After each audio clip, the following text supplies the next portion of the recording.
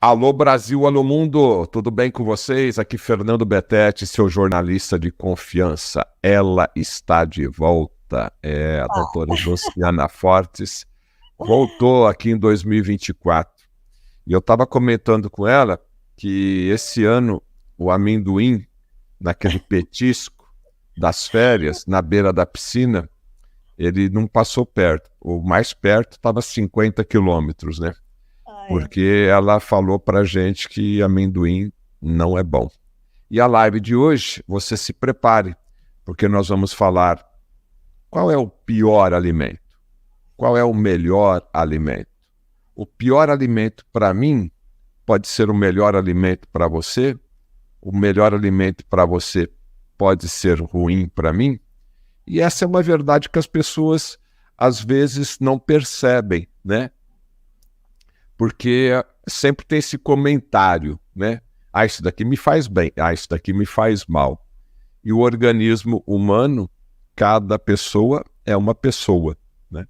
Mas, de maneira geral, então, o nosso bate-papo aqui com a doutora Luciana Fortes, que a pauta hoje é os alimentos ruins e os alimentos bons. Esse vai ser o nosso tema de hoje. Lembrando para você que você pode se tornar um profissional no mesmo nível da doutora Luciana Fortes. Você pode fazer, inclusive, um doutorado em naturopatia. E olha que interessante, acho que a doutora Luciana nem está sabendo. Mas a gente estava em Balneário Camboriú, a minha esposa teve uma indisposição, e eu fui lá na colega da doutora Luciana Fortes, Andréia Mombach. Ah, maravilhoso. E a doutora Andréia recebeu muito bem o Fernando Betete, a esposa, e fez ali uma hidrocolon terapia. Fez uma, no linguajar simples, né? Uma lavagem ali, intestinal, né? E a minha mulher adorou, né? Adorou, fez uma limpeza ali, e durante uma semana, 10 dias, ela fez 3 vezes esse procedimento. E fica aqui uma sugestão de pauta para o futuro com a doutora Luciana Fortes a respeito disso, mas eu estou falando porque isso faz parte da naturopatia, né?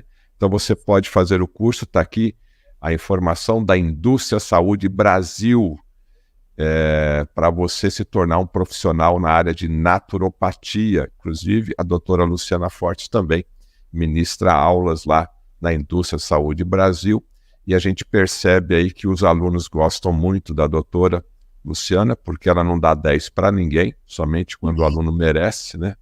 Então, ela é muito bem aceita, né? O pessoal gosta muito do formato das aulas dela lá. Indústria da Saúde Brasil 2024 é o ano de você se tornar aí um profissional da área da saúde. Eu não quero fazer caras e bocas aqui, hein, doutora Luciana Fortes? A gente vai começar pelos piores alimentos ou pelos melhores alimentos? Depende. Para quem? Ah lá, já começou já. Pois é, mas é que é a realidade, né, Betete? Então, em primeiro lugar, eu quero te agradecer por essa oportunidade, tá? De estar aqui novamente e da gente falar a respeito do tema que eu acho mais importante quando o assunto é a construção da saúde. Porque o corpo da gente, da maneira como ele é agora, Betete, ele só é assim devido a um conjunto de fatores. E um dos fatores mais importantes é a alimentação. Então, às vezes, um alimento que é excepcional para uma pessoa que o corpo funciona de uma determinada maneira, que pensa de uma determinada forma, que está em um determinado ambiente, funciona de maneira totalmente diferente de pessoa que tem outro ritmo de vida, outro lifestyle, né? Então, quando a gente fala, por exemplo, de um bom alimento, a gente fala tendo em vista diversos aspectos, inclusive o tipo sanguíneo. Tem toda uma corrente hoje, sabe? Hoje não, ela é antiquíssima, de dietas, né? Eu não sou muito favorável a dietas específicas, né?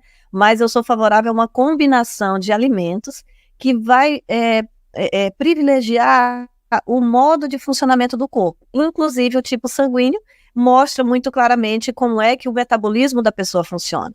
Então, por exemplo, uma pessoa do tipo O positivo ou negativo, né? De tipo O, tipo sanguíneo O. é uma pessoa que metaboliza relativamente bem as proteínas de origem animal. Por quê? Porque o organismo dela tende a ser um pouco mais alcalino, ou seja, quando processa alimentos que são mais ácidos, digamos assim, o corpo já neutraliza aquela acidez e consegue digerir bem, a pessoa consegue se sentir bem com aquele tipo de alimento. Então, eu até recebo muito em consultório e faço o exame de microscopia de campo claro e escuro, e no exame de microscopia a gente consegue ver quando a pessoa é um carnívoro, sabe, Betete? Aquela pessoa que quando fala em tirar a carne, ela já faz as caras e bocas, né? E aí, quando a pessoa não consegue... Pois é, tá vendo? Quando a pessoa diz, não consigo tirar carne, mesmo que ela não saiba o tipo sanguíneo dela, a gente já começa a desconfiar, esse aí é um tipo O, né? Por quê? Porque ela sente necessidade de carne. Eu adotei o tipo O, tá? Pronto, adotou. É o tipo de pessoa que adora carne, né?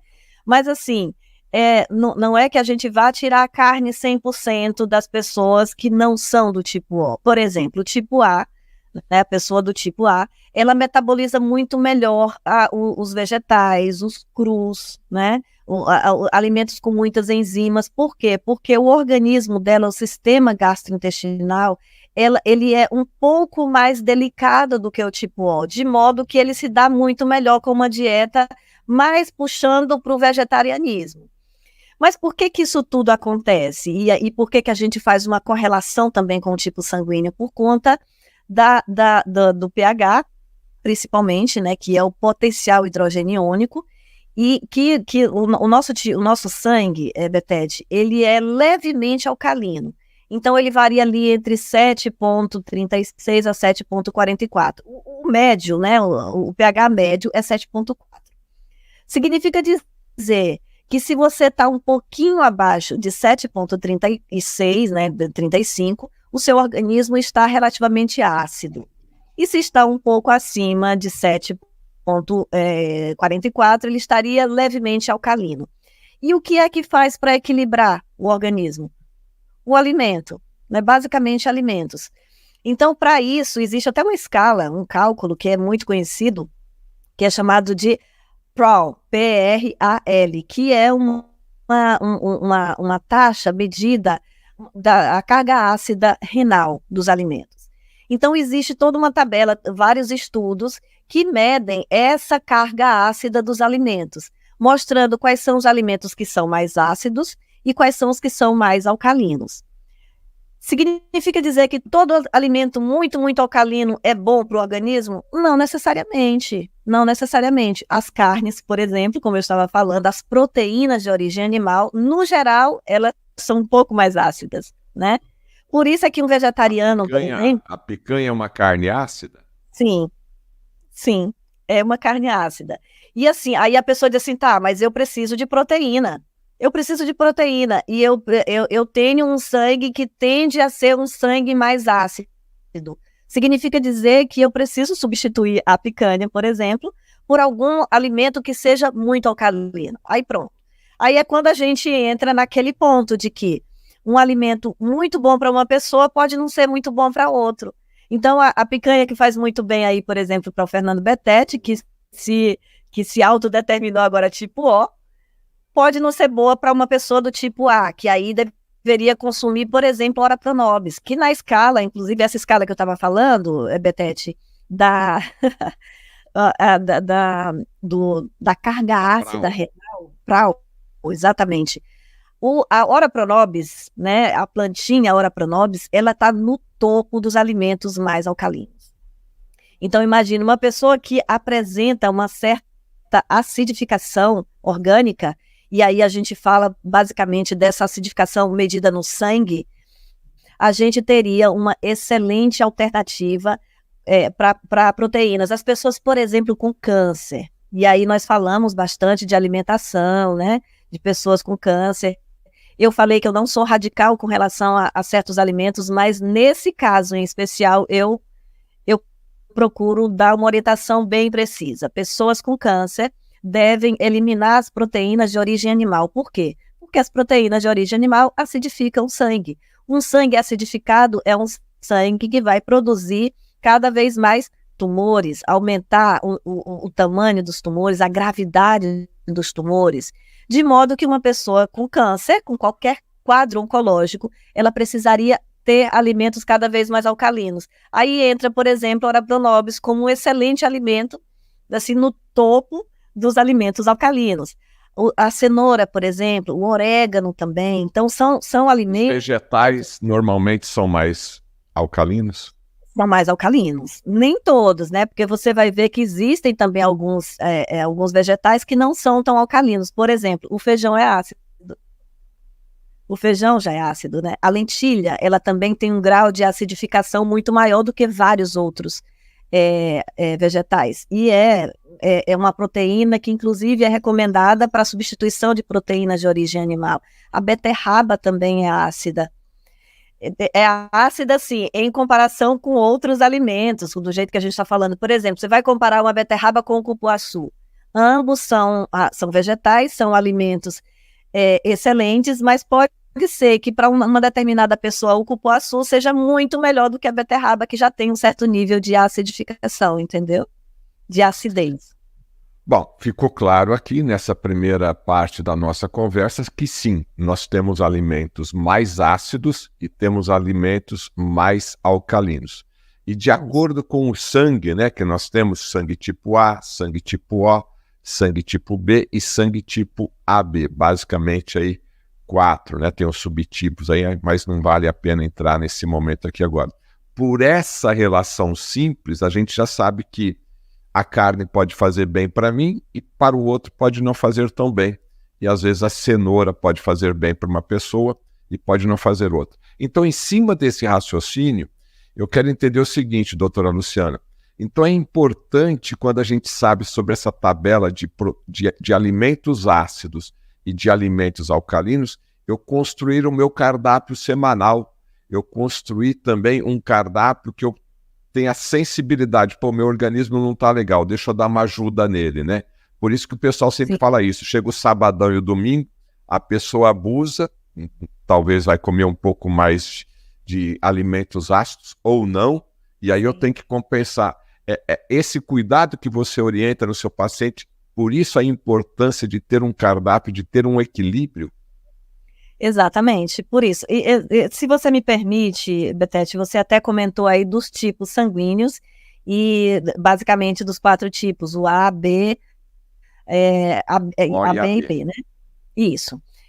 É importante que a gente note o seguinte também, existem, quando a gente fala de tipo sanguíneo, existe, por exemplo, o O puro e o O que veio de genitores, que é um O junto com um genitor que é tipo O e o genitor tipo A, ou o genitor tipo O, outro genitor tipo O também, um O puro.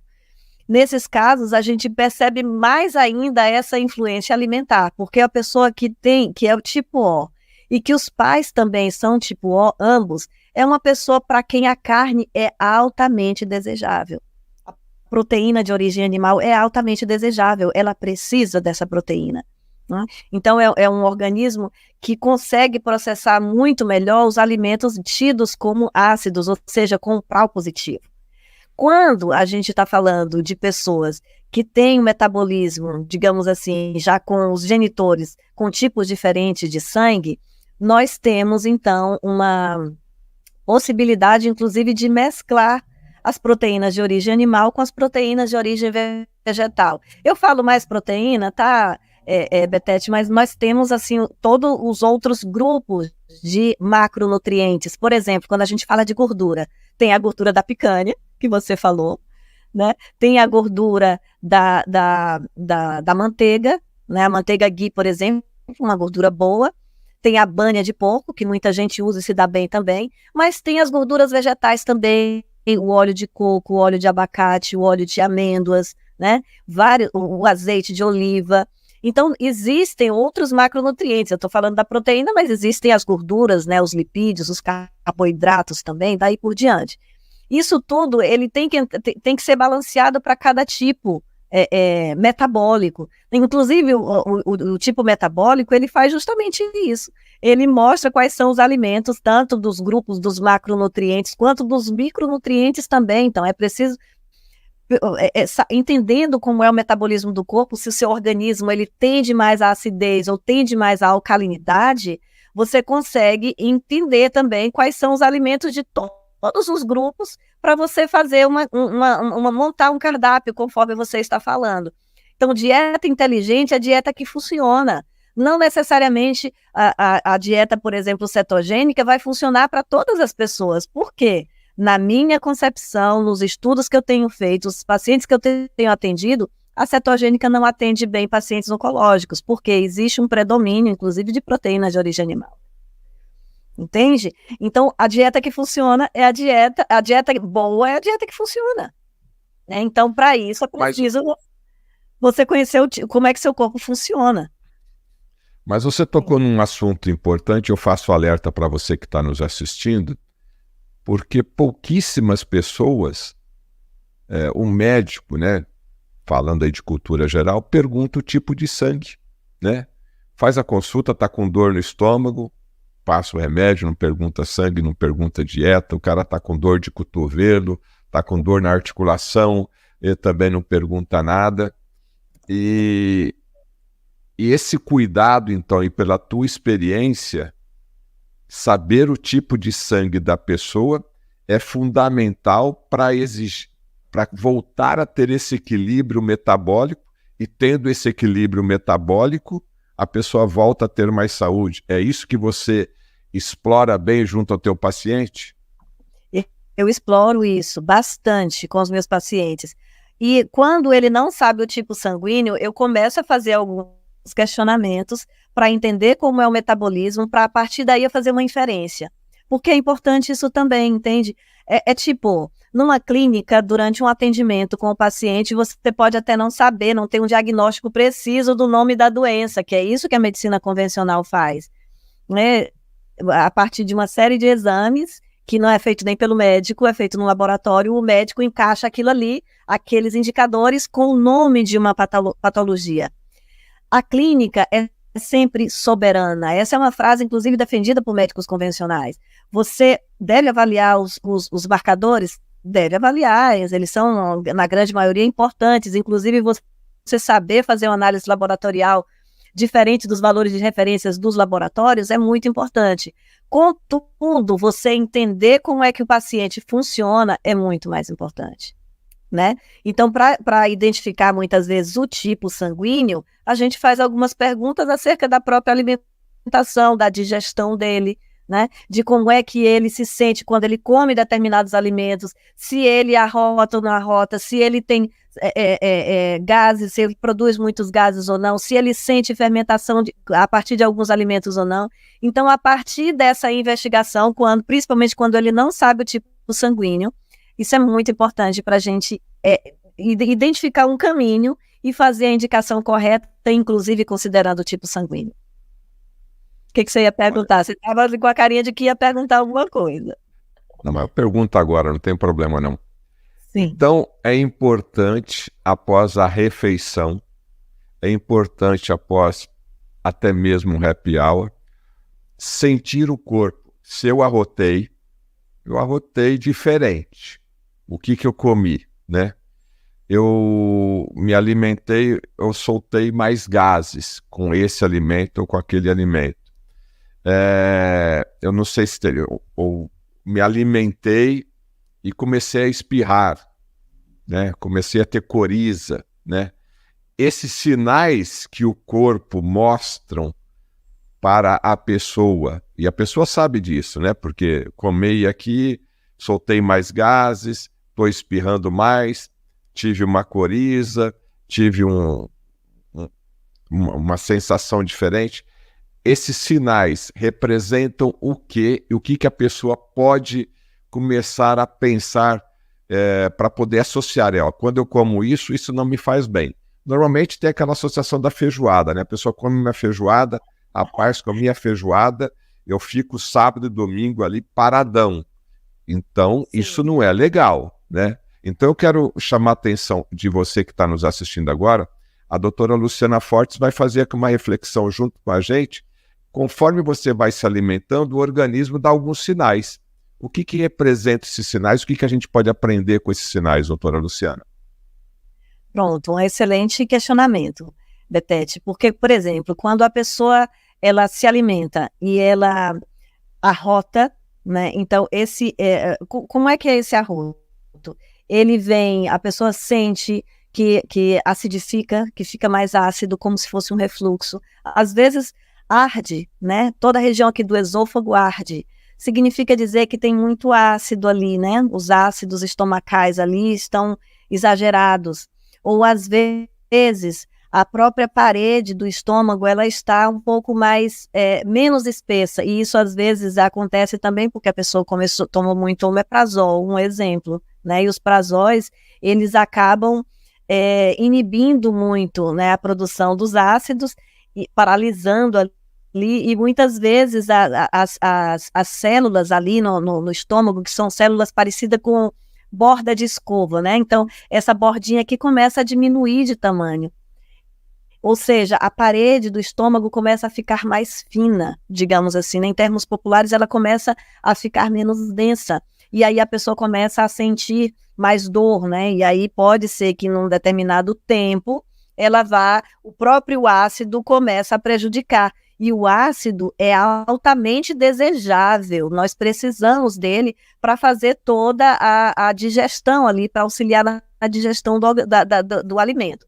Então a pessoa não digerir direito, e aí quando ela não arrota, ou então quando ela arrota e esse arroto vem acompanhado de, às vezes até já mau cheiro, né? Porque começou uma fermentação ali indevida no estômago. Às vezes a pessoa está misturando um alimento que é de uma digestão rápida, por exemplo, a salada, né? As folhas, né? Os folhosos. Ela misturou ali com outro alimento que demora mais para fazer a digestão. Fermenta. Né? Então, as pessoas têm uma falsa sensação, Betete, de que o estômago é como se fosse um liquidificador. Tudo que coloca ali, tritura, tritura, tritura, e depois despacha ali para o intestino. E não é bem assim. Né? O nosso estômago, à medida que nós vamos nos alimentando, aquele alimento que a gente acabou de engolir, ele é protegido por uma película fina, e aquilo ali começa a ser digerido em camadas, né? Não é um negócio que é colocado ali no triturador, não é assim, nosso organismo é organizado, nós temos um corpo organizado, pois não. Ainda Sim. mais quando a pessoa não faz a mastigação correta, né? Perfeita, ou mistura com líquidos, que aí ela desfaz essa proteção, essa camadinha, essa película. Então as camadas elas ficam ali uma sobreposta à outra. Então se aqui embaixo tem uma saladinha e aqui em cima tá o arroz com feijão, né? As proteínas, etc. Isso aqui é digerido primeiro, isso aqui vai ser digerido depois. E quando você mistura tudo, fica tudo ali desorganizado. O corpo ele tem mais trabalho, aquilo vai fermentar, vai gerar um estufamento, os gases, vão formar gases ali. Então, o organismo ele tende a ser um pouco mais lento no processamento daquele alimento. Então, isso que você falou, além de misturar, né, tudo, tem essa questão da mastigação, começa tudo pela escolha do alimento, a mastigação, misturar esses alimentos com outras coisas, inclusive com líquidos, e isso vai provocar vários danos ali, iniciando na digestão. Quando a pessoa começa a sentir a azia, o refluxo, ou então o estômago muito pesado, então às vezes a pessoa sente uma sonolência extrema depois de comer determinados alimentos, ou seja, ela saiu do sistema nervoso simpático, aquele de estado de alerta ativo, para um sistema nervoso parasimpático, de uma letargia extrema. A gente vai buscando sempre o equilíbrio. Equilíbrio não existe, tá, Betete? Assim, é um engano a gente achar que equilíbrio existe. Não existe isso. O que existe é uma busca pelo equilíbrio. Quando eu estou buscando o equilíbrio, ele vai ficando, meu corpo vai ficando o tempo todo tentando se ajustar. Esse ajuste aqui, que é o desejável, ele nunca fica certinho, ele vai ficando, a gente vai tentando chegar a um ponto de equilíbrio. Mas quando a gente percebe que isso está muito desequilibrado é quando ou eu não consigo descansar de jeito nenhum, é aquela pessoa que dorme à noite e fica rolando na cama e não consegue descansar, ou então é aquela pessoa pedra que deita, dorme, né, praticamente desmaia e acorda no dia seguinte super cansada e ela não entende, puxa vida, eu dormi tanto essa noite e mesmo assim acordei cansada. Por quê? Claramente o sistema nervoso dela está desregulado. A que tem insônia é porque está com o sistema nervoso simpático muito alterado, então ela está o tempo todo em estado de alerta, e aquela que dormiu, que acha que dormiu, ela desmaiou, né? E não dormiu, não conseguiu dormir direito. E isso, às vezes, é dado pela alimentação também. Pode observar, Betete, até as mamães que dão muitos alimentos ali, o leite para a criança, ou que fazem alguns mingaus para o bebê, para a criança, como um complemento à amamentação, por exemplo, tem vários desses alimentos que você dá para a criança e em seguida a criança dorme, que parece que é uma pedrinha ali, né? Ela não é que seja um repouso, ela praticamente desmaiou. Muita comida, muito alimento, que o organismo sente muita dificuldade de processar. Então, a pessoa fica mais letárgica, mais lenta. Isso acontece também com os adultos, tá? Eu estou dando o exemplo do bebezinho aqui, porque é coisa das mães, né? Mas com os adultos acontece. A feijoada, por exemplo, muitas vezes. Por que é que vem uma laranjinha normalmente, né, na feijoada? Porque a laranja ajuda nesse processo digestivo. É, inclusive, uma das únicas frutas aceitáveis, digamos assim, após a refeição, né? Porque outras mais atrapalham do que auxiliam a digestão. A laranja, ela auxilia. Atenção, atenção. Vamos lá. Doutora Luciana, qual ou quais as frutas que podem ser usadas como sobremesa logo após a refeição? Existem frutas mais adequadas para você ingerir após a refeição? Qual é ou quais seriam essas frutas para serem saboreadas após a refeição? Então, no geral, todas as frutas, né, a grande maioria das frutas não poderiam ser usadas após a alimentação, porque elas vão mais prejudicar a digestão do que auxiliar, né? Porque, especialmente por conta do tempo de digestão. O tempo de digestão das frutas é muito rápido. Então, se você colocar após uma refeição, por exemplo, um arroz, feijão, uma proteína animal, aquilo, o organismo vai ter que esperar digerir aquele alimento inicial para digerir a fruta. Então, uma das pouquíssimas exceções nesse caso é a laranja, e a laranja com o bagaço, tá, Betete? Não é o suco de laranja, tá, gente? O suco de laranja não é desejável em nenhum dos casos. Nem como lanche, nem como digestivo, nem nada. Mas a laranja, ela auxilia, sim, a digestão. Ela contribui com esse processo digestivo se você consome principalmente com o bagaço. Existem outras frutas, né? O abacaxi, por exemplo. O abacaxi é ótimo, tem várias enzimas digestivas, inclusive uma das mais importantes, a bromelina, é retirada do abacaxi. Então, o abacaxi também auxilia. A gente até vê, né, Betete, em algumas churrascarias, serviu o abacaxi também junto com as carnes. Ainda mais com canela, né? Canela que põe, né? Muitas vezes sim. Mas o abacaxi também seria aceitável. Existem outras frutas que, inclusive, por tradição, as pessoas costumam colocar nos pratos. Maçã, por exemplo, é muito comum a gente ver, mas porque a maçã também tem ácido málico, e o ácido málico é muito bom para a digestão, para auxiliar, inclusive, ao fígado a processar muitos dos nutrientes ali. Mas, no geral mesmo, fruta, né, com raríssimas exceções, frutas preferencialmente antes das grandes refeições, né, almoço e jantar principalmente. E a banana? A banana logo após o almoço, logo após o jantar, ela é bem-vinda ou ela não é bem-vinda? Pois é, a banana ela é muito utilizada também como sobremesa, inclusive tem gente que fala, por exemplo, da banana, tem uma sobremesa sensacional, né? O cartola, né? Cartola que é banana com queijo, né? Aí já entra... Caramelizada. O caramelizada também, né?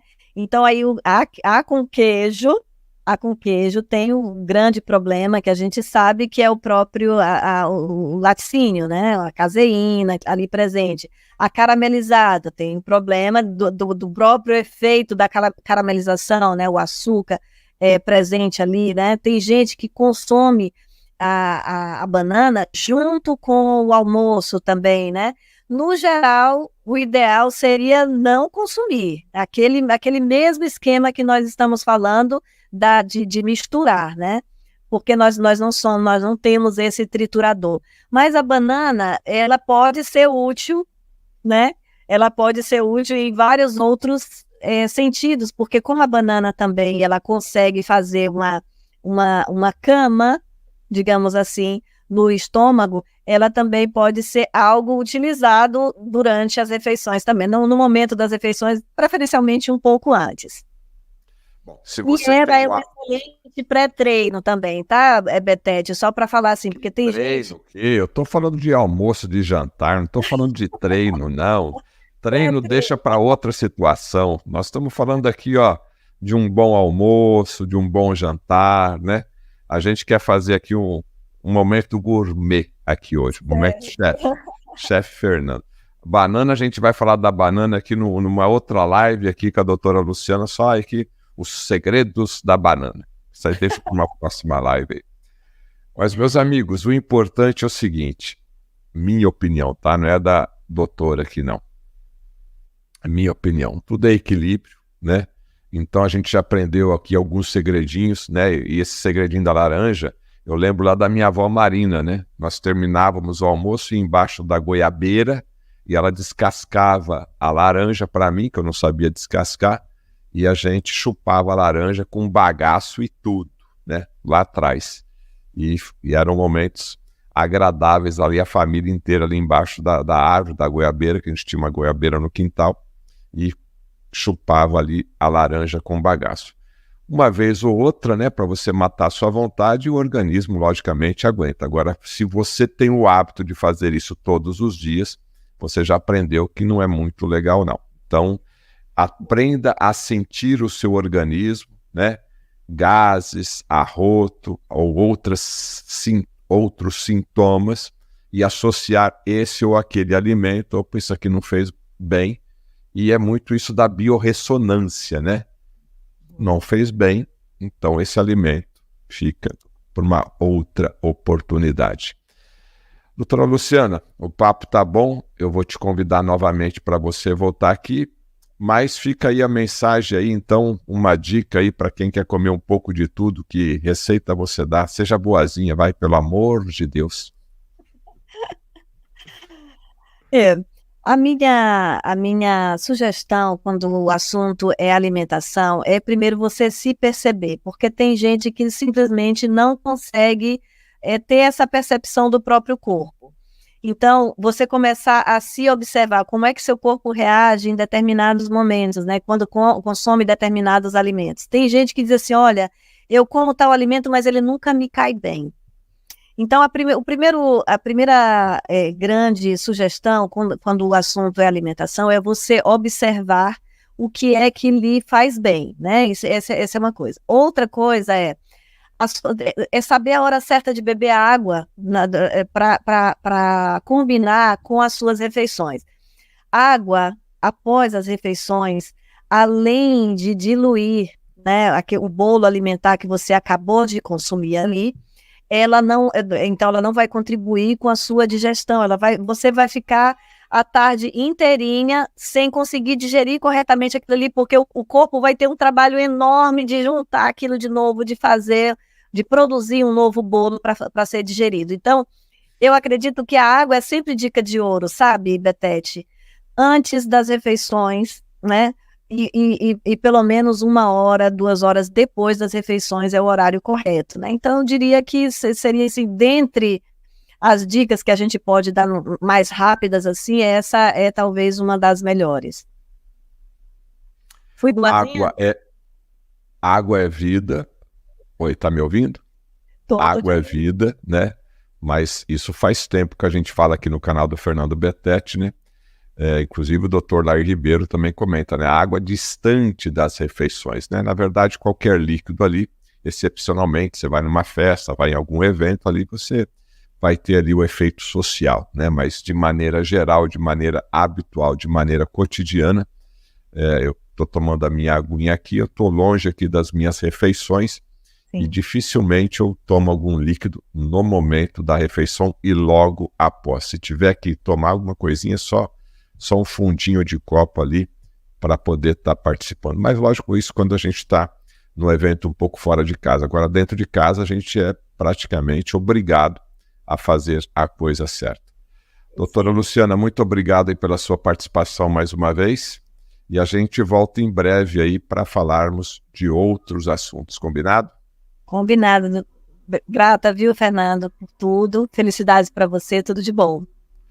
2024 estaremos juntos aí com a doutora Luciana Fortes. Eu não sei se ela está sabendo, mas eu estou começando a fazer o curso de naturopatia intensivo da InduSaúde Brasil. Já recebi aqui o meu login e senha aqui. Agora eu vou ser um crítico da doutora Luciana, da professora agora. Agora eu vou pegar no pé da professora, vou analisar tudo ali certinho e logo aqui será que eu vou perguntar o que vai cair na prova para a professora Luciana Fortes? Professora, o que vai cair na prova aí, né? Então, mais um aluno aí, Fernando Betete, aí, aluno da Indústria da Saúde Brasil, e eu convido a você a participar comigo. Quem sabe a gente se encontra lá nas salas de aula virtuais, tá certo? Então, quer mais informações? Se inscreva aqui na Indústria da Saúde Brasil. Um abraço a todos, compartilhe, deixe o seu sinal de positivo e a gente volta brevemente com a doutora Luciana. Tchau. Tchau, tchau.